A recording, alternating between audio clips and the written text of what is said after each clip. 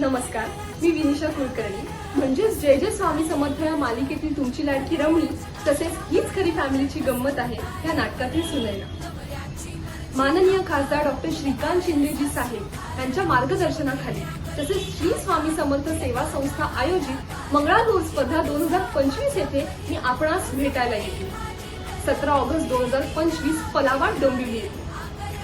अमोल बोगलेजी यांनी मला या कार्यक्रमाचे आमंत्रण दिल्याबद्दल खूप खूप धन्यवाद।